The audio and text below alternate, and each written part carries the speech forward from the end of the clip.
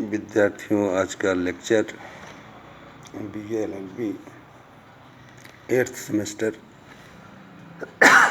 तथा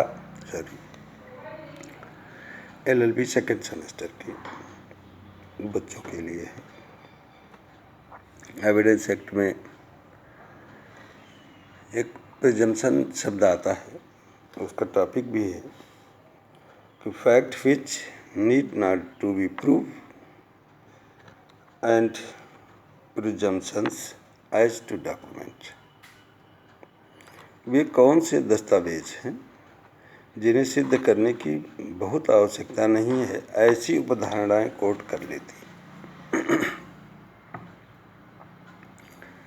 तो ये कहा जाता है कि जब सबूत का भार, साबित करने का भार, विशिष्ट तथ्यों का संदर्भ तथा आपवादिक स्थितियों के दस्तावेज के बारे में सबूत का भार, सेक्शन 107 में जीवित होने की उपधारणा, सेक्शन 8 में मर जाने की उपधारणा, ऐसे संदर्भों से जब आगे बढ़ते हैं तो एक महत्वपूर्ण विषय लगता है कि ऐसे प्रिजम्पशंस जिसमें किसी भी व्यक्ति के बारे में धर्मजत या लेजिटिमेसी को प्रूव करने की उपधारणा। सेक्शन 112 जब देखेंगे आप सभी विद्यार्थी, उसमें 112 में लिखा है कि धर्मजत की उपधारणा एक ऐसी उपधारणा है जिसे न्यायालय यह मान कर चलता है कि इस धरती पर जो भी पैदा हुआ है, जो भी जीव है, चाहे किसी भी प्रजाति का है, वो किसी न किसी अपने पिता से उत्पन्न हुआ है। अर्थात दूसरे शब्दों में कहें कि जितने लोग इस धरती पर हैं, सबके कोई न कोई फादर हैं, मदर तो है ही है। आसान तब होता है कि जब यह सिद्ध कर दिया जाए कि मदर इस बात को जानती है कि यह बच्चा किसका है, तो पिता को खोजना आसान हो जाता है। कहने मतलब सामाजिक दायित्व तो यह है कि जिस व्यक्ति के संतानोत्पत्ति का विधिक अधिभार उस बच्चे के संदर्भ में है, वह उनका परवरिश करे। यह भी कह सकते हैं कि सरकारें अपने दायित्व को कहीं सेकेंडरी रखना चाहती हैं, प्राइमरी रूप से उस व्यक्ति को देना चाहती हैं जिस व्यक्ति के प्रयासों से या उसके हित में वह बच्चा उसकी उपलब्धि है। यह कोई कह सकता है कि यह मेरा बच्चा नहीं है, इसको प्रूव करने के लिए साइंटिफिक रीज़न भी है। सामाजिक रूप से जो मान्यताएं हैं, शादी विवाह के संदर्भ हैं, कार्ड हैं, वीडियो रिकॉर्डिंग है, इनसे भी प्रूव किया जा सकता है। विधि केवल यह कहती है कि जब तक वह सिद्ध न कर दे कि वह 7 समुद्र पार था, उस समय उस महिला से उसकी मुलाकात संभव नहीं थी,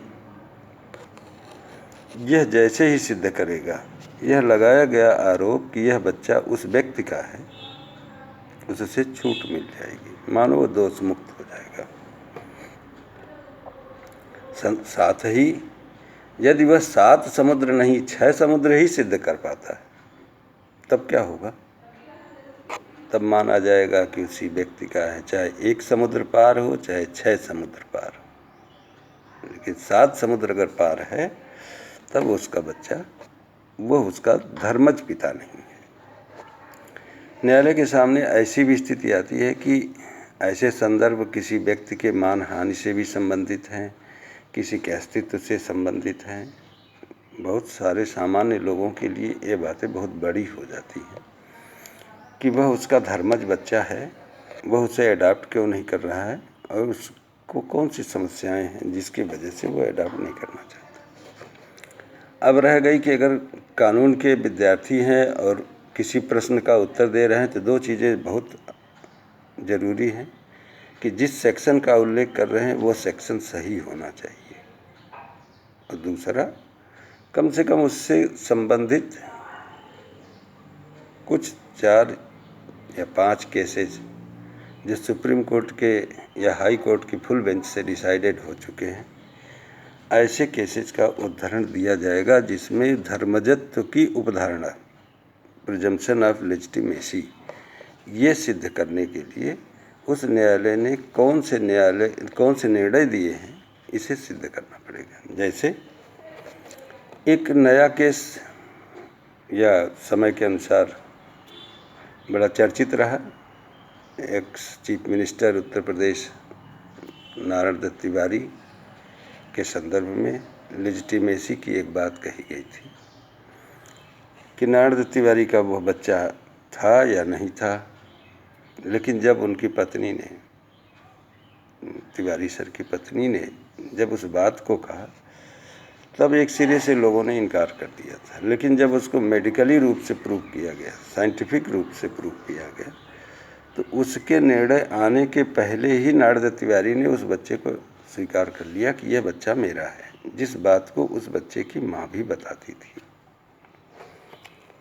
अब एक पार्ट और बचा है कि लेजिटिमेसी कितने दिन की सिद्ध की जाएगी। कहने का मतलब कि एक बच्चा जो माँ के पेट में है,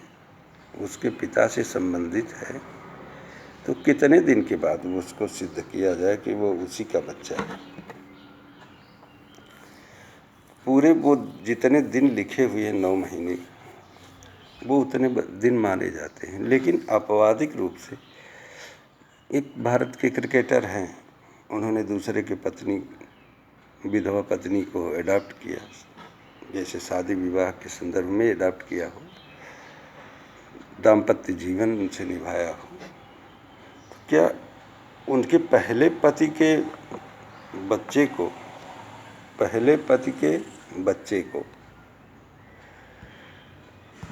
अगर पिता का नाम नहीं दिया जाता, पिता नहीं है, तो क्या महिला ने जब दूसरे से शादी कर ली, तो क्या वो पहले पति का बच्चा महिला के दूसरे पति को पिता कह सकता है? क्या लेजिटिमेसी यह सिद्ध करती है? तो इन संदर्भों में जब यह कहा जाता है कि धर्मजत्व की उपधारणा के लिए बच्चा की लेजिटिमेसी प्रूव करनी होगी, दूसरा कोई भी व्यक्ति अगर इस धरती पर पैदा हुआ है तो उसका कोई न कोई पिता रहा होगा, तीसरा कि उतने दिन पूरे होने चाहिए जितना माँ के पेट में आवश्यक है, चौथा कुछ लोगों की शादियाँ बाद में होती हैं, बच्चा पहले पेट में आ जाता है। क्या उस बच्चे को जब वो अपने निर्धारित तिथि से पहले, विवाह की तिथि से पहले पैदा हो गया हो, तो क्या उसे धर्मज संतान कहा जाएगा, या उसको उसके पिता की प्रॉपर्टी में हक दिया जाएगा? तो ऐसे संबंधों में जब भी यह कोर्ट विवेचना करेगी तो कम से कम यह तो सिद्ध करने का दावा करेगी कि 280 दिन कंप्लीट होने चाहिए। 7 समुद्र पार का एक संदर्भ जिसे माना जाएगा कि यह किसी व्यक्ति का जन्म किसी पुरुष और महिला के विवाह के कायम रहते हुए अस्तित्व में आया है। कभी कभी आपको एक इलस्ट्रेशन के रूप में जब देखें तो धर्मजत्व की उपधारणा में यह कहा जाता है कि कोई व्यक्ति जब वह पैदा हुआ तो उस पैदा होने के संदर्भ में क्या उसका पैदा हो जाना, उसके माँ बाप का मिल जाना, उसके दायित्वों अधिकारों की पूर्ति के लिए कोई कागज़ ऐसा दस्तावेजी पेश किया गया है जो कंक्लूसिव एविडेंस जैसा होगा। अर्थात सेक्शन 3 और सेक्शन 4 एविडेंस एक्ट के अनुसार जब तक उपधारणाओं को समझ नहीं पाएंगे तब तक ये उपधारणाओं का एक चैप्टर चल रहा है। उपधारणाएं मतलब कि कोर्ट यह मान लेती है कि यह उपधारणा सही है, यह उपधारणा गलत है तो उसके बारे में जिनको हक चाहिए, जिनको लाभ चाहिए, वो साक्ष्य दे, सही है तो दूसरा पक्ष साक्ष्य दे, उसको काटने के लिए साक्ष्य दे। उपधारणाएं जब आप कंक्लूड करेंगे तो उसमें कुछ केस ऐसे लिखेंगे जैसे निठारी कांड का केस हुआ था और उसी मर्डर का केस हुआ था या सीना बोरा का केस हुआ था। सीना बोरा हत्याकांड, निठारी या नर्मदा तिवारी, इन केसेस का रेफरेंस आपको देना पड़ेगा कि ये, जिससे यह प्रूफ हो सके कि आप धर्मजत्व की उदाहरणा के जितने कंटेंट्स हैं उसको आप जानते हैं। आज का ये लेक्चर यहीं रोक रहे हैं। अगले दिन आत्महत्या वगैरह के बारे में हम बताएंगे। धन्यवाद।